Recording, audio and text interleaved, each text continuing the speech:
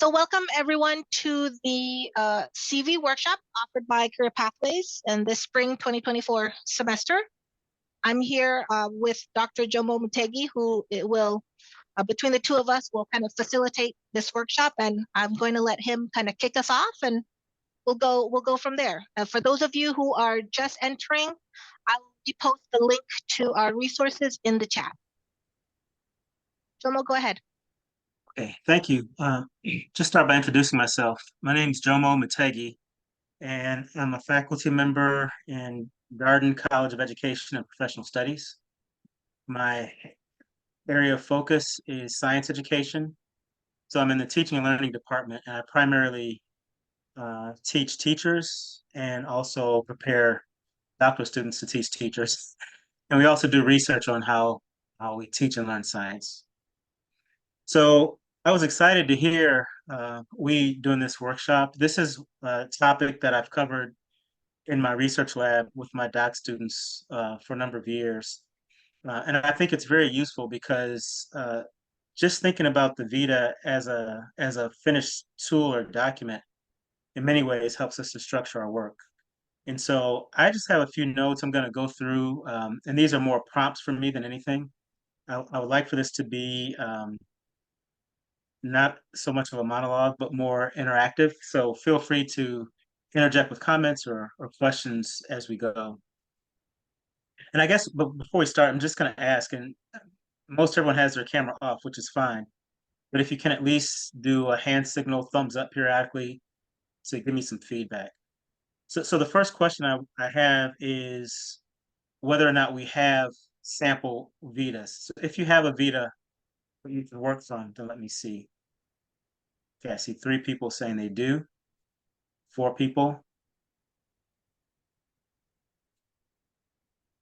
Okay, so I'll take that as 4.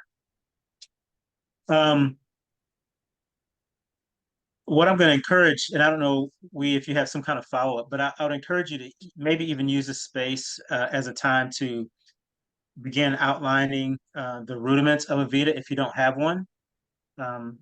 At this level, I would imagine that all of us have some version of a resume, and if that's what you have and not a Vita, I think that the resume is a good starting point. And so if you can just pull out a draft of it or even just take out a sheet of paper and do some kind of outlining to document some of the key points that you want to include in your Vita. All right, so the first thing I'm going to touch on is, in my overview notes, I call this GUTS, GUTSS. So if that acronym helps you to remember, then it works for me. It's kind of funny. But the G in GUTS is just the goal. And so I like to start off by talking about the goal of the Vita. And I usually juxtapose what we do in academia to what folks do in business. In business, they want to see highlights. So if you give someone in business more than a 2-page resume, they're going to throw it in the trash and they're not going to call you. They're not going to take the time to look over pages and pages of what you've done throughout your life. Academia is the exact opposite. If you send us a 2-page Vita, we're going to assume you haven't done anything in life. And so we want to see the fullness of what you've done. And for us, it's a space where we do have more time. We do tend to be fairly analytical in our thinking. And so the Vita is one way of representing what you've done. We'll get to this a little bit more later in the presentation, but curriculum vitae, those 2 Latin words, literally are translated the course of one's life or the way of one's life. So vita is life, is a Latin term for life, and curriculum is the way or a course.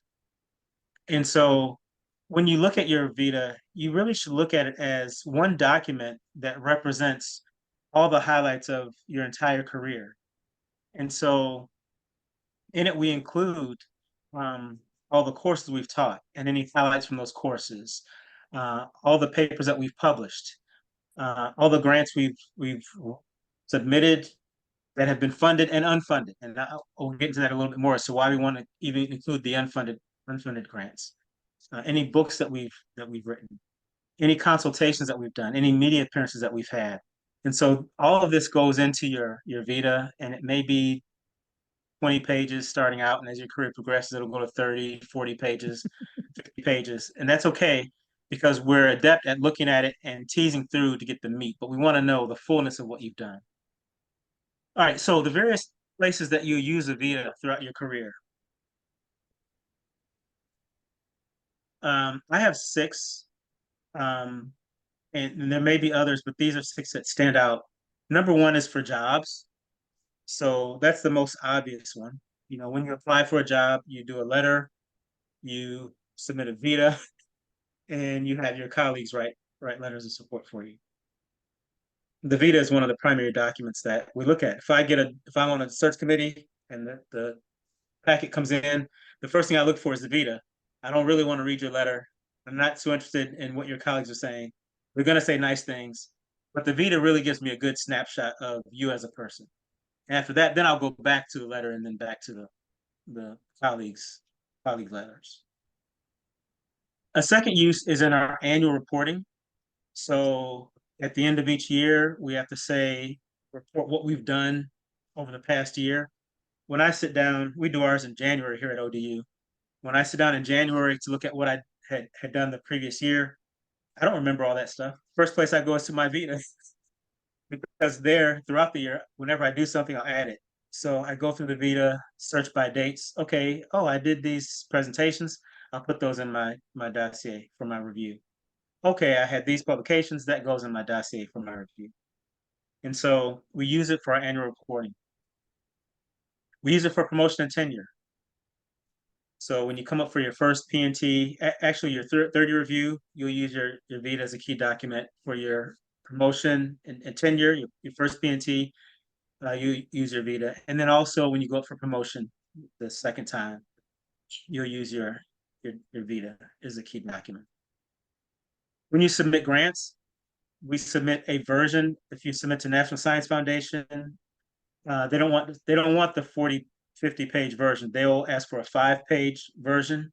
So you have a condensed Vita. And what the reviewers are looking at is they want to see, does this person have the expertise to do this grant that they're proposing? And one place they go for that information is in your Vita. Have you published in this area of work so that it looks like you're expert in this area? And they'll look at that. They'll have that same question for all members of your team, but it's represented in that document. And the fifth one that I have is in considerations for awards and honors. So if you're nominated for a special award, very often your colleagues will write a nomination letter, but they'll also have to submit a Vita, your Vita, which shows again the course of your life, so that the committee can make a decision as to whether and how you meet the criteria for this award. That's 5 uses I gave you, and the sixth one is more parenthetical. And I just in my notes I say that a Vita is, in a sense, it's a very, very long business card. So that very often, if we want to represent ourselves, the way that we do that is we give over our Vita. Yes, thanks again for putting on this important workshop.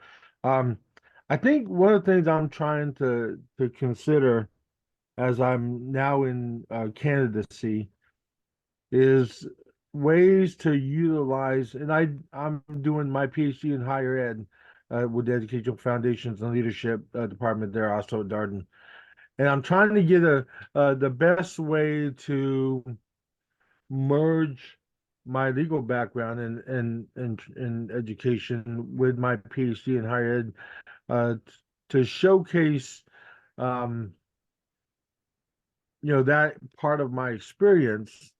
And I'm just wondering how best to segue that information in my CV for opportunities, either in academics as far as teaching or in administration.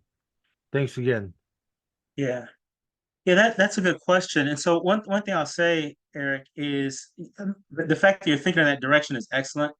And what it tells me is that you're sensitive to the fact that different communities are going to be looking for different things in your Vita.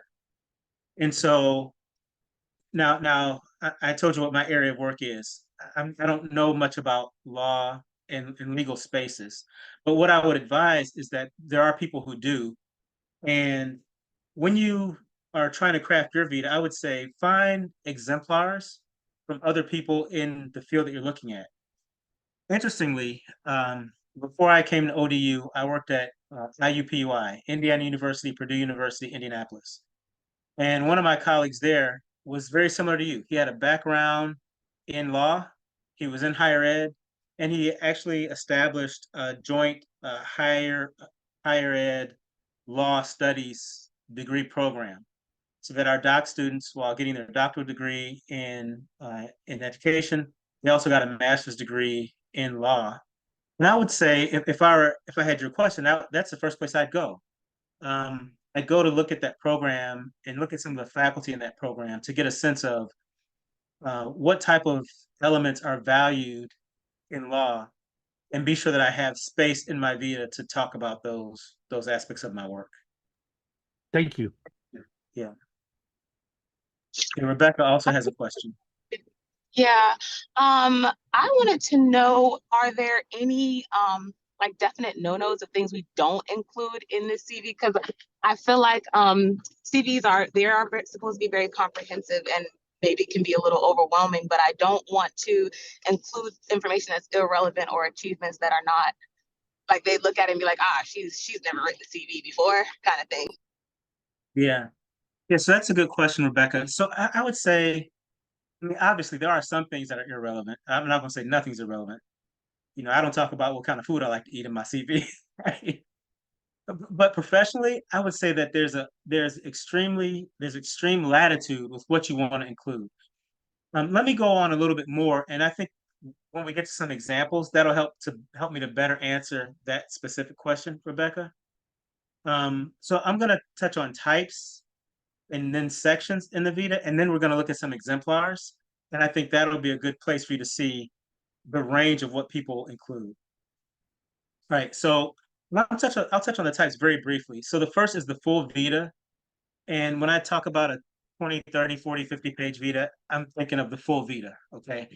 And so for me, I keep have a file on my hard drive that says Vitae, plural. And then under it, I have different types. And one type is what I call standard Vita. That's like my main one that I go to. Everything gets included in there. Okay, so this presentation, I'm gonna put that in my Vita. All right. So when I say everything, I mean everything. There's times where I'll write a lesson plan that I say, okay, here's a topic that we teach in science, and I have a different way that we could teach it. I'll create a lesson plan. I'll include that in my Vita. Now, there's many people who don't care about that. That's okay. It's there in my full Vita. If I have to give it to someone who is going to be more specific, like the grant funders, for example, they don't want everything, then I can start pulling things out. And I have a different version that's for, I call it a biographical sketch. That's a 5-page, it's shorter. And so there I can pull out the things that are not necessary, but I still want to have them documented somewhere so that they're not lost to time. Okay. If I ask you what you had for dinner last April on the 15th, you're not going to remember. If I ask you what you did professionally last April on the 15th, you probably won't remember. But this is really big. And so the Vita is a good space for us documenting those things so we remember them. And then when we want to take things out for a specific application, we can. And then the third type, so the first type is the full Vita, which I would say put everything in it. The second type is the biographical sketch, and you're usually given guidelines as to what to include. 2 to 5 pages is a biographical sketch. And then there's the resume, which you might use for business applications, and that just needs to be 1 or 2 pages. And that's used for when you do work with businesses. There's times where you might want to be considered as a consultant for a business. There's times when you might have a colleague in business who's doing something and they might want to draw on your expertise. So you do want to have a version that you could use outside of academic spaces. All right, so the 3 main sections, and I think this is going to help to address, Eric, your question, and Rebecca, yours also. The 3 main sections are the 3 main areas around which in academia we frame all of our work. It's research, teaching, and service. Those aren't the only sections you're going to have, but those are the primary sections you're going to have: research, teaching, and service. Now, if you want to have a career that focuses primarily on teaching. Maybe you want to teach at a non-research institution like a community college or a four-year school that's maybe prioritizes teaching over research. You might want to sequence your vita as focusing on teaching first, then research, then service. If you're going to seek in a research career and you're at an institution that prioritizes research, you might want to sequence your vita in terms of research, teaching, and service. In both cases, all the information is there, but you're modifying your vita for your predominant audience, which in this instance is going to be your institution. All right, let's go to the link that we sent. And you can first look at my vita if you want. Actually, I think any of them will work. So I gave you 4 samples. Mercy, where on earth? I can't find the oh, here it is. Disappear? No, it's okay, it didn't open it in a new folder. It closes the folder. No problem. Once I realize what it was doing, I can find it and fix it. All right, so if you go to the resources, it says sample CVs. Mutegi, that's me. Blanchard, this is a colleague in North Carolina. Ed Silver is in Michigan. Ebony McGee is now in Baltimore. She used to be at Vanderbilt. And then Angie Barton, she's also in Michigan. All right, so these are science and math ed colleagues, 2 science, 2 math. And they're all senior. These are our older vitas. These are from 2018. But I think it will still give you a good sense of the range. So open up one and pick any one, and we'll look at it.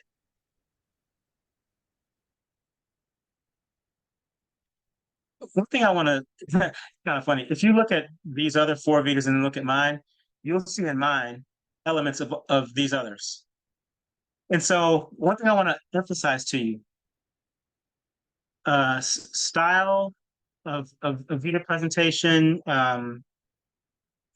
thematic approach, these are not proprietary. So I'm not going to say to you, hey, I use 10-point font in my video. You can't use 10-point font. You've got to use 12-point. That's ridiculous, right? So what I've done over the years is, as I come across a colleague's vita that has an element that resonates with me, I use it. And so I used to work with Ed Silver. We were both at Pitt together. And on the front of the first page of his vita was his research agenda. And it was really nice because now I don't have to go to a different document or read through his vita and guess at what his research agenda is. And I say, you know what? I'm going to do that. And so if you look at my vita now, the first page is a brief research agenda, research summary. And I got that from Ed without him telling me. I just saw it on his vita and appropriated it. Right. Another part of my vita, there's a summary of my publications. I got that from Meg Blanchard. So Meg had that, oh, that's a nice way. Now no one has to go through and count each publication. It's summarized there for you. And if you want to count, you can, but you don't have to. You see it in my vita. I got it from Meg. So I'm saying all this to encourage you to look at these vitas and borrow ideas from your colleagues. Eric, that's going to be especially important for you, because this is what I meant when I said look at some of those in law who are doing legal work and see what kind of elements they have. And Rebecca, I think this also can help to address that question about what to include, what not to include. We get some ideas from others. All right, so the very first section before we get to research is education. And then there's the next section is experience. And they may call it, we all may use different terms. Experience may be positions held or jobs, something along those lines. But what jobs or positions have you held? With education, I try to keep it high level. So I just do my university work. But many times we'll do workshops and trainings. You may want to include that. So you've got to make a decision. Does it make sense to put it under education? Or should I find another space somewhere else in the Vita to put that? So for me, after education and experience, then we get straight to research. And for me, I just label it scholarship. Different people use the term research differently, but we all tend to understand scholarship is going to be a bit broader. And we're not only talking about when we go out and collect data, but we might talk about our grant work. We might talk about our theoretical work. We might even talk about our applied work as scholarship. In education, we format references using APA format. And so for consistency, I use the same format in my Vita. Remember, the Vita is to communicate information quickly and concisely. And so if somebody has to do too much thinking when they're looking at my Vita, then I'm not communicating information. I'm talking to people who already are used to looking at a citation APA format and they make quick decisions without even thinking about it. Why would I give them a different format? Then they got to think about what they're seeing, right? Well, what year was this published? Where do I look for the year? If you're used to doing it, you don't even have to think about where to look for the year because it's right there. You know, your mind intuitively knows where to go to get that information. Also, you'll find on my Vita other information that people may have questions about that I can answer just by giving the reference. One of the questions that we have with scholars is, how much work do you do with students? So to answer that question, I put a little notation with the reference. And you'll notice mine's kind of small, but there's like a squiggly S. And in the top under scholarship under publications, it says there's a symbol, then it says this denotes student at the time of publication. Okay, so if you look down for any reference, if you see that symbol, the first one I see it is in line 10. It's Bannister, Davis, Mutegi, Thompson, and Lewis. And Lewis has that symbol behind her name. Lewis was a student at the time that we submitted this proposal. And so I think up in the summary, I say, look, 13 of these publications were with students. You can go down and you can count because I've given you that symbol so you know which ones are students at the time. Or you don't have to count, I can just tell you up here at the very top. We sometimes want to know what is the quality of the journals that this person is submitting to.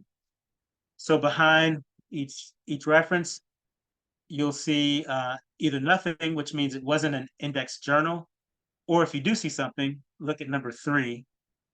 It says 2021 ISI Impact Factor 6, rank 15 out of 267. That's the ranking of that journal in 2021 in this citation index. Thanks. We highlighted it so we can see it. Okay, I'm just giving an idea of ways you can include information that's going to help to answer questions. You don't have to do it this way, but it saves frustration for the reviewer and it answers a lot of questions. One thing I want to underscore as well, let's scroll down to grants.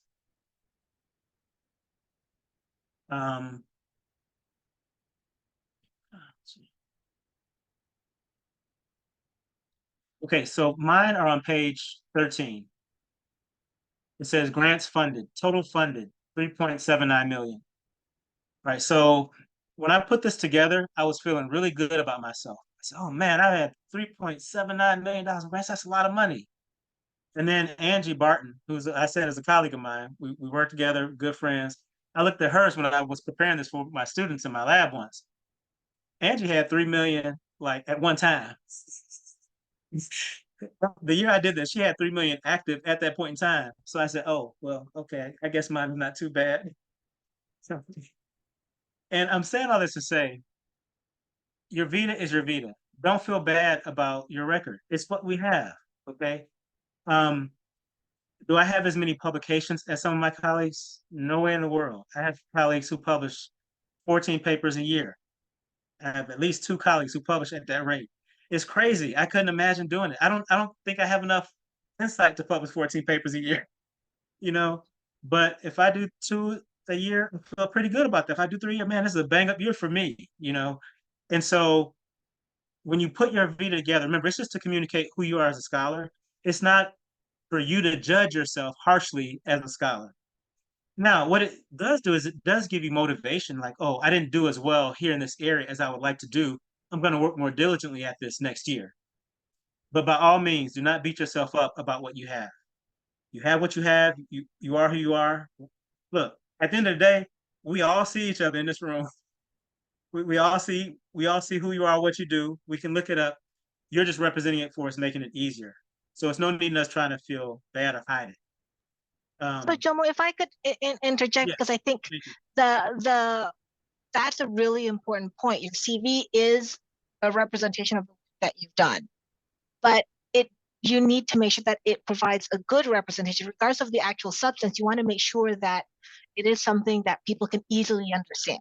And that's where the presentation of the information, especially going back to the idea that this is, one of the reasons that you have a CV, at least in where you're sitting right now, is to use it to apply for jobs. Some of these search queries are looking at 50, 60 CVs. You want them to want to read your CV and go, yeah, I completely understand who this person is as a researcher, as a teacher, as somebody who does service by looking at your CV. So understanding that you don't want to make them dig, you don't want them to kind of scratch your head trying to make heads or tails. The presentation of it is also very important. Thank you.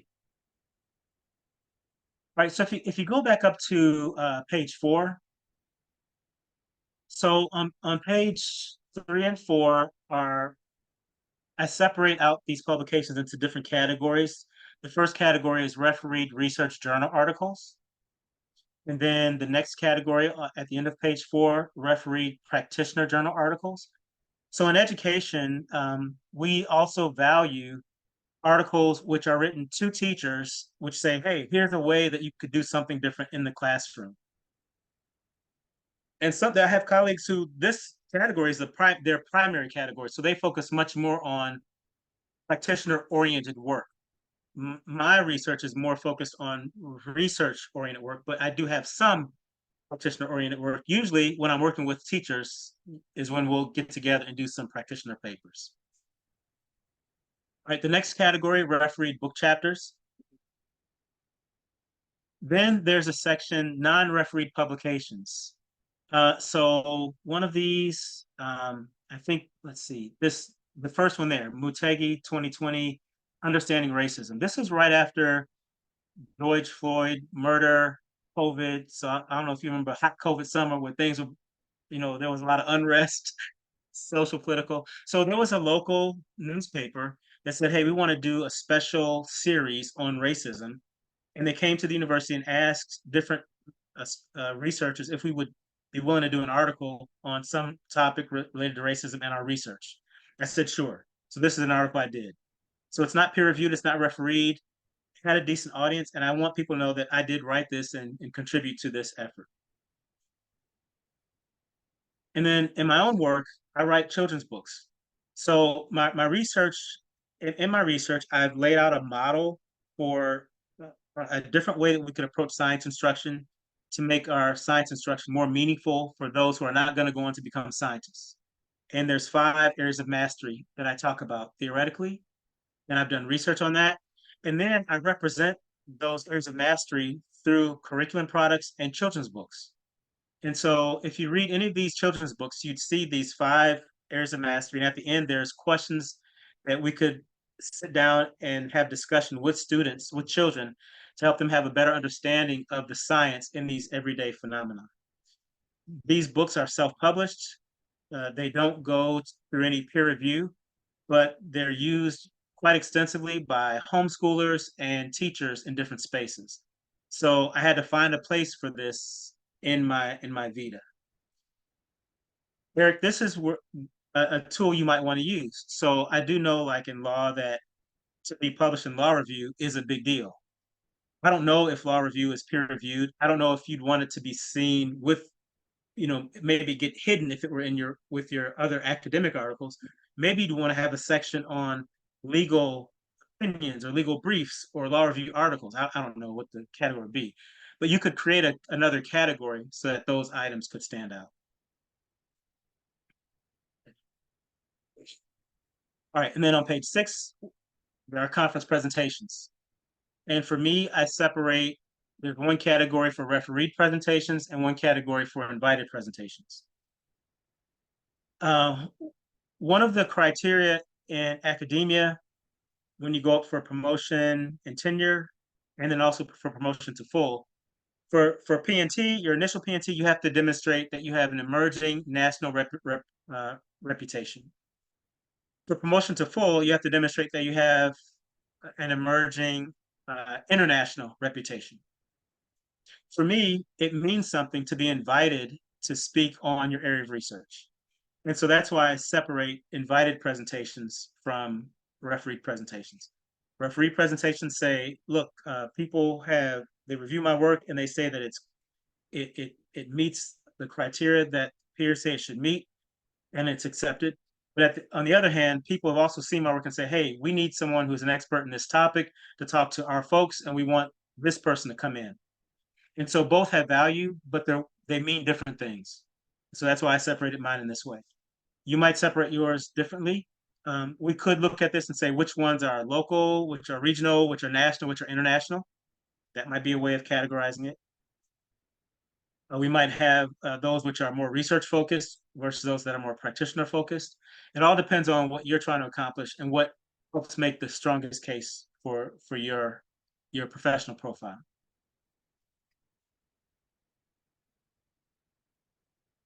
Okay, we talked about grants. Oh, I did mention that it's important to include funded grants for obvious reasons, but you also want to include unfunded grants. So what's interesting is that to a degree, grants are a numbers game. I'm not going to say you can put anything on paper and keep submitting and it'll get funded eventually. No, it don't work like that.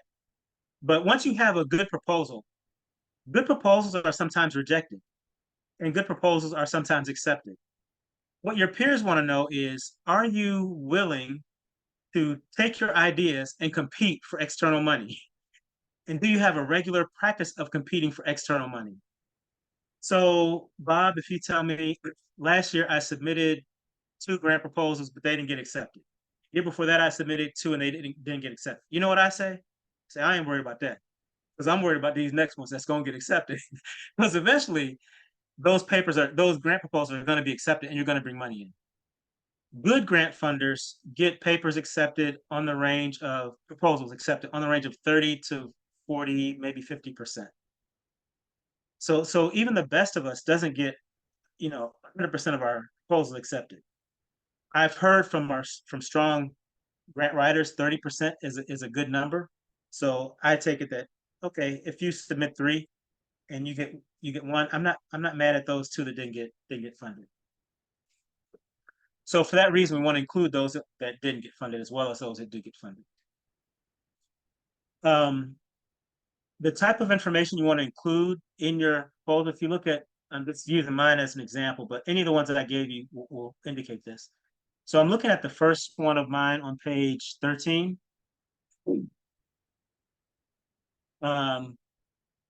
So you have my name, the name of the grant. Let's not look at that one. That's internal. Let's go down to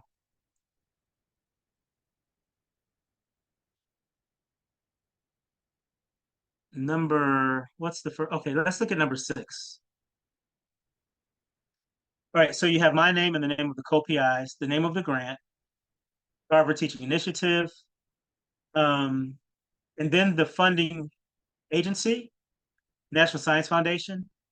And usually I will put in also, it's not here, but the funding program. So this was a NOIS program. I'm not sure why I didn't include it there. So National Science Foundation has several funding programs. NIH has many, many funding programs. So you want to also include the funding program. This helps the reader to make decisions about what you're submitting. I think with NIH, they also have numerical designations, alphanumeric designations. So like an R25 is a particular class of grant, and it means something for you to get a certain class of grant with that agency. So you'd want to include that as well. Then you want to put the dates for the funding period. When it's just submitted, you might only put the submission date and then indicate whether it's funded, whether it's not funded, or whether it's pending. You also want to include somewhere your role. So for me, this one I was the PI, so I put PI here. If I was co-PI, it'd say co-PI. I sometimes get grants with a list of names, a title, and an amount. It doesn't tell me much. I don't know, well, what were you doing on this grant? How did this come about? What was your effort on the project? what happened with it. So you want to be sure to answer those types of questions. What is your role? What became of the grant? Was it funded? Was it not funded? This is one way of doing that. And of course, you want to include the amount. Okay, I don't know if I'm being too long-winded. If I am, you can stop me or. No, I think this is good just to give people an idea of what Okay. types of information to include in their CV. All right, and then for the group, is this making sense to you?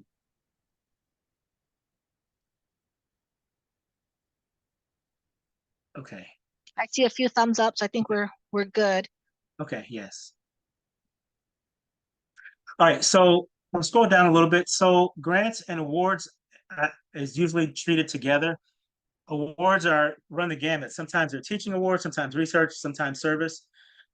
I just put all my awards in one category. I mean, I have some, but I don't have that many that, I have dozens to be putting them in different categories. So they're all lumped together. That's another thing. This idea of excessive categorization is not really necessary unless it's cumbersome to look at everything into one group.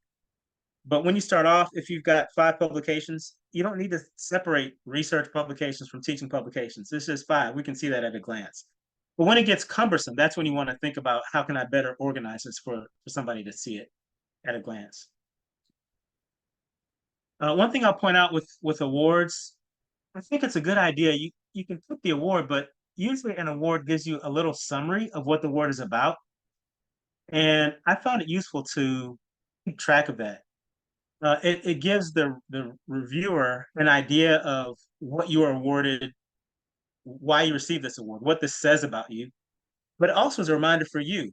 What was the award about? You remember getting it, but I don't remember specifically what the selection process was, who was eligible for it, what this thing really was for.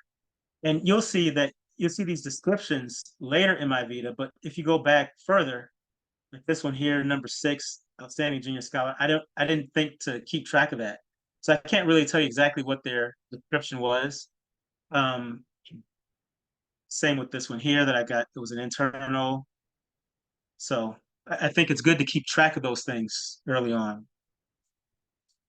Teaching is pretty self-explanatory. I use the course number, course title, course description, and I've only recently started including how this course is taught. Is this online, asynchronous? Is it face-to-face? Is it online, synchronous? But it used to be that all of our courses were face-to-face, so it was not even an issue. But now we have many more different formats by which we teach. So I've started including that information. I also include enrollment. Right. And that just gives an idea. It gives someone an idea of what your capacity is like, what you have experience doing. So if you're going for a job and they want you to teach a MOOC, where you're going to have 700 students, they can look and say, okay, well, he hasn't taught more than 20 students in the past 7 years.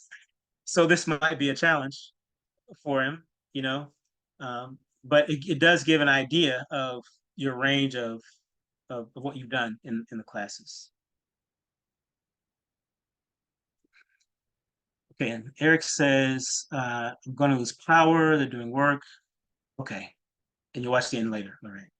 All right, so also with teaching, in addition to courses, just a quick note. When you teach one course multiple times, I don't include the course description multiple times. I just include it once. Then each section that I do that course, I'll just add a new section to the list. That helps to make this manageable. And it helps you also to distinguish how many unique courses you've taught versus how many times you've taught a given course. Okay. And then the last thing with teaching is our advisement of students. So if you're a graduate advisor, you want to indicate if you're a committee chair, if you're a committee member.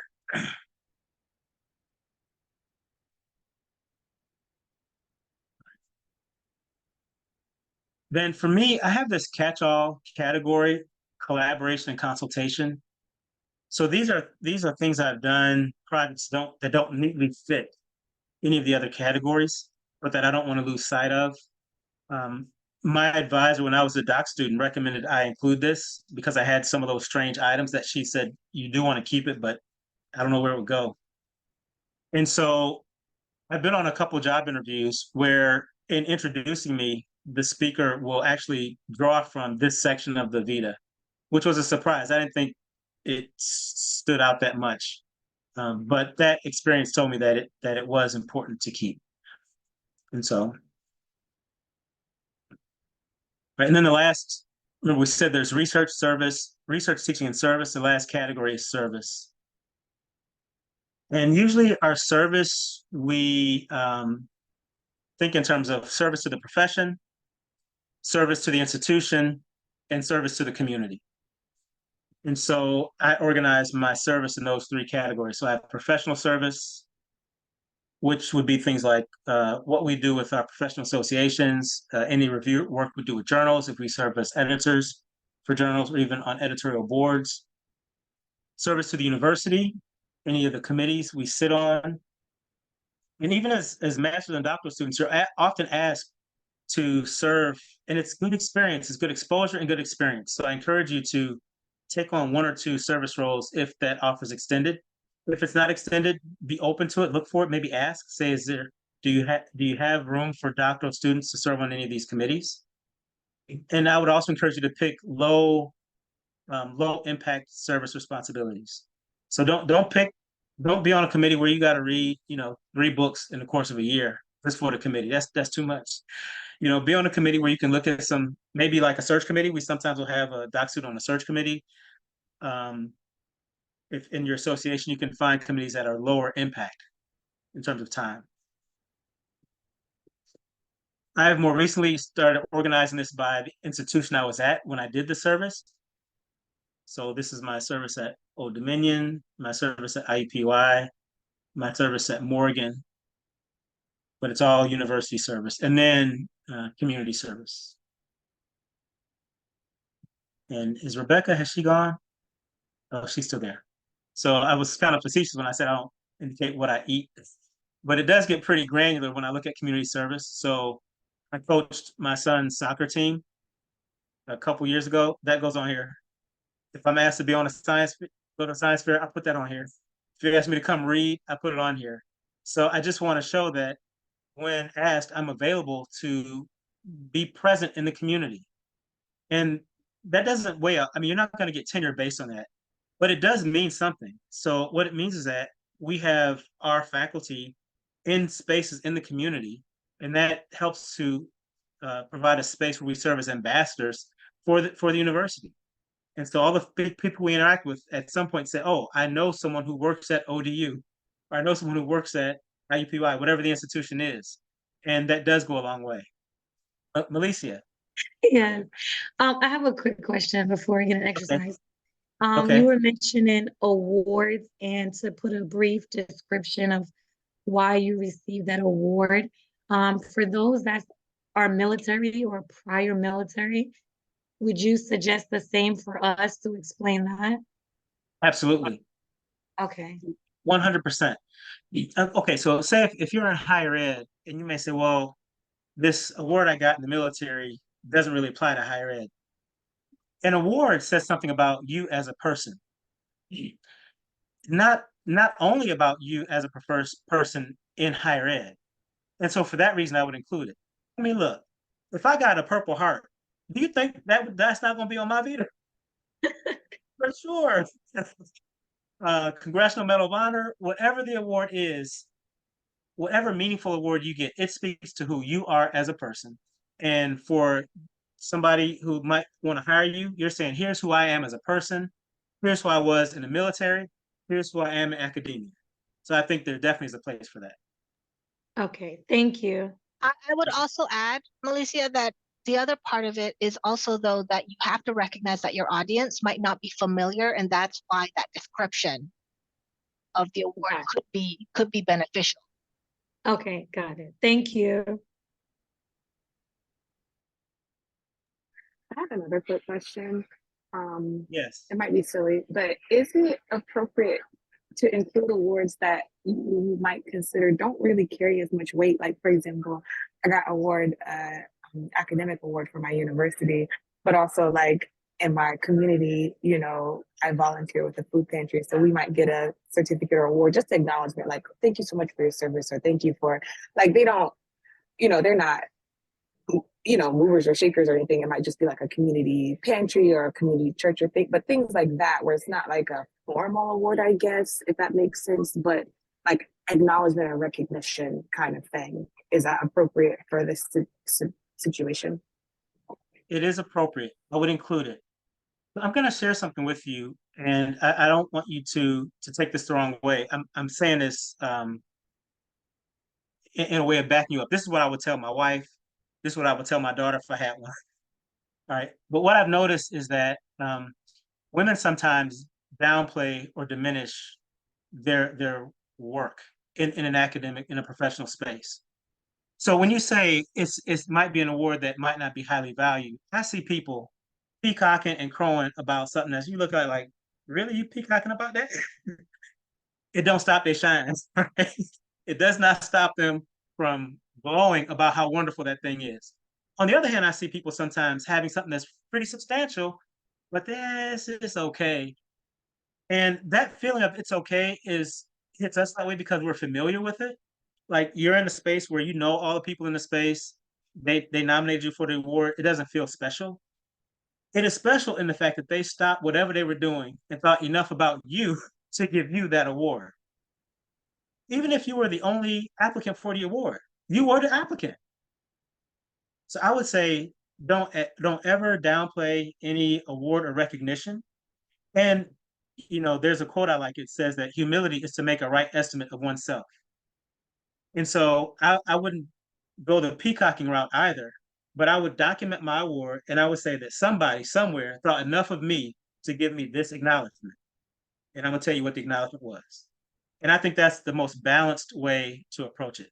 But I definitely wouldn't not include it for fear that it might not be seen as valuable. I Go was ahead, just going to say, Rebecca, in a similar vein, the other thing you want to think about is if you've actually ever been nominated for an award, people value, and you might not have gotten that award, that nomination is also worth putting on your CV because people took their time to nominate you for something and put you in, you know, and so I think it's worth considering adding that type of stuff as well to your CV. Okay. So what I noticed was the different styles that have been used across the different CVs I saw. I had one style of maybe writing mine, but I've seen that all the CVs here have been written using different styles. So it means that there's a lot of additional work I have to do by adapting some of the ideas to repolish my previous ideas I have about writing CVs. Mm-hmm. Yeah, it's interesting. So I'm looking at Silver's and you talk about styles and his way of formatting is an old APA formatting. Nothing wrong with that, but that's again like a difference. Why would you do this hanging indent or what font would you use? How would you highlight and underscore? I think the main guiding principle should be just to communicate volume of information in a way that's easy for the reader to understand. So changing text or bolding things when it helps something to stand out is really what you want so that you can at a glance walk away with a message.